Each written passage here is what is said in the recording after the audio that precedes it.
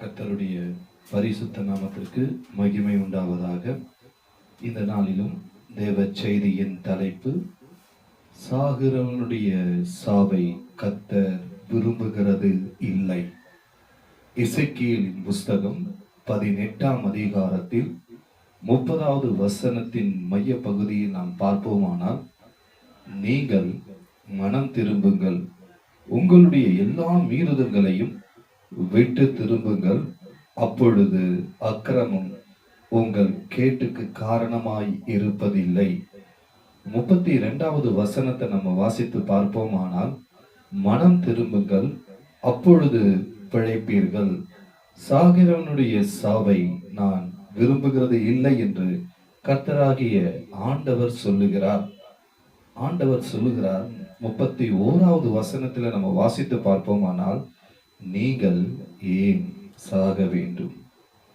ஆண்டவர் எதிர்பார்க்கிறது எல்லாம் ஒரு மனம் திரும்புதல்.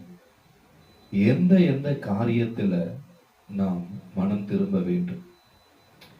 அநேக நேரங்கள்ல நாம் யோசிப்பது உண்டு, ஏன் நான் வாழ வேண்டும்?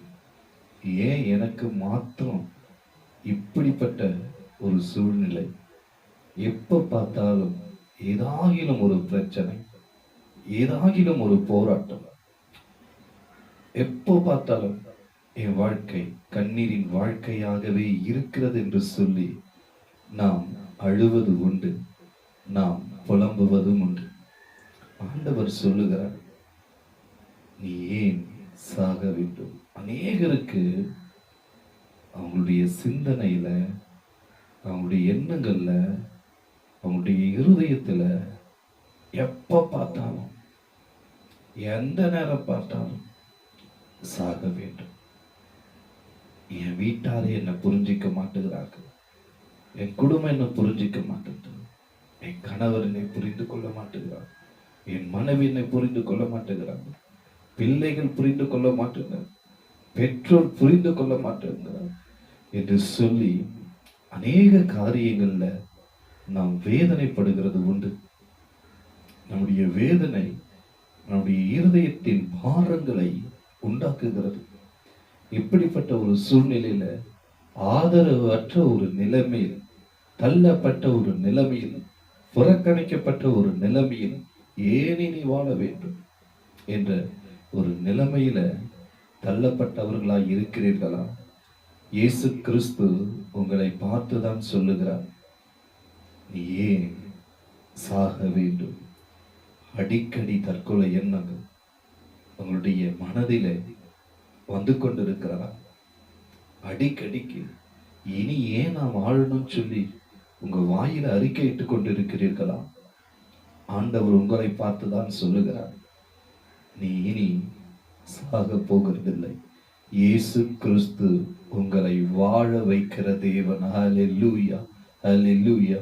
ஒரு இடத்தில் உண்மையான நடந்த ஒரு சம்பவத்தை உங்களுக்கு முன்பாக சொல்ல விரும்புகிறேன். ஒரு சகோதரன் தேவனுடைய வார்த்தை அடங்கிய டிராக்ஸ், அந்த கை பிரதியை தெரு ஓரங்களிலும் வீடுகளிலும் கொடுத்து கொண்டு போயிருந்தான். அவன் எல்லா இடங்களிலும் கொடுத்து கொண்டு போகும் பொழுது, ஒரு வீட்டுக்கு நேராக அவன் போய் கதவை தட்டுகிறான். ஆனால் அந்த வீட்டில் இருக்கிறவர்கள் வந்து கதவை திறக்கவில்லை. அவன் எவ்வளவோ முயற்சி செய்கிறான், ஆனாலும் கேட்கப்படவில்லை.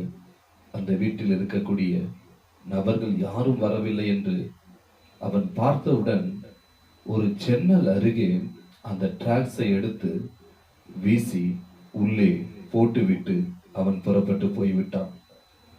அப்பொழுது அந்த இடத்தில் நடந்த சம்பவம் என்னவென்றால், ஒரு நபர் தன்னுடைய குடும்ப சூழ்நிலை நிமித்தமாக இனி ஏன் வாழ வேண்டும் என்று சொல்லி தற்கொலைக்கு நேராக முயற்சித்து அவர் தூக்கு மாட்ட வேண்டும் என்று சொல்லி அவர் அந்த ஏற்பாடுகளை செய்து கொண்டிருக்கும் பொழுதுதான் இந்த கைப்பிரதியை, அதாவது தேவனுடைய வார்த்தை அடங்கிய அந்த கைப்பிரதியை அவர் உற்று நோக்கி பார்க்கிறார்.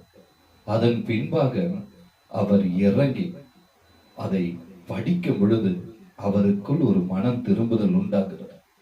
இதுவரைக்கும் நம்மை யாரும் கவனிக்கவில்லை, இதுவரைக்கும் நம்மை யாரும் விசாரிக்கவில்லை, இதுவரைக்கும் நம்மை யாரும் ஆதரிக்கவில்லை என்று சொல்லி புலம்பிக் கொண்டிருந்த அந்த சகோதரனுடைய வாழ்க்கையில தேவனுடைய வார்த்தை அடங்கிய அந்த கைப்பிரதி அதை முழுவதும் படித்த பின்பாக அவர் உடனே அவருக்குள் ஒரு மனம் திரும்புதல் உண்டாகிவிட்டது. ஆகையால் தான் ஆண்டவர் சொல்லுகிறார், நமக்குள்ளாக ஒரு மனம் திரும்புதலை தேவனாகிய கர்த்தர் எதிர்பார்க்கிறார். நீ ஏன் சாக வேண்டும்? மன திரும்புங்கள், அப்பொழுது பிழைப்பீர்கள். சாகிறவனுடைய சாவை நான் விரும்புகிறதில்லை என்று கர்த்தராகிய ஆண்டவர் சொல்லுகிறார் என்று எழுதப்பட்டிருக்கிறதே. உடனடியாக அந்த சகோதரன் தன்னுடைய இப்படிப்பட்ட எண்ணங்களையும் சிந்தனைகளையும் விட்டு மனம் திரும்பி தேவனுடைய வார்த்தை அடங்கிய அந்த கைப்பிரதியை படித்தவுடன் அவருக்குள்ளாக ஒரு மனம் திரும்புதல் உண்டாகி, யார் இந்த இயேசு என்று சொல்லி அதிலே கொடுக்கப்பட்டிருக்கிற விலாசத்திலே போய் அவர் அந்த இடத்திலே போனார். அல்லேலூயா. உங்களுடைய வாழ்க்கையிலையும் ஆண்டவர் இந்த நாளிலே ஒரு அற்புதம் செய்ய போகிறார். இதை கேட்டுக்கொண்டிருக்கிற அன்பான சகோதரனே, சகோதரியே, உங்க வாழ்க்கையில எப்படிப்பட்ட ஒரு பிரச்சனையாக இருந்தாலும் சரி, போராட்டமாக இருந்தாலும் சரி, கண்ணீரின் வாழ்க்கையாக இருந்தாலும் சரி, இயேசு கிறிஸ்துவை விசுவாசிங்கள். அப்பொழுது நீங்கள் தேவனுடைய மகிமையை காண்பீர்கள். உங்க வாழ்க்கையில் இருக்கக்கூடிய கவலைகளையும் கஷ்டங்களையும் போராட்டங்களையும் பிரச்சனைகளிலிருந்து இயேசு கிறிஸ்து ஒரு முடிவை தருகிற ஒரு தேவனாக இருக்கிறார். கர்த்தர் தாமே உங்களை ஆசீர்வதிப்பாராக.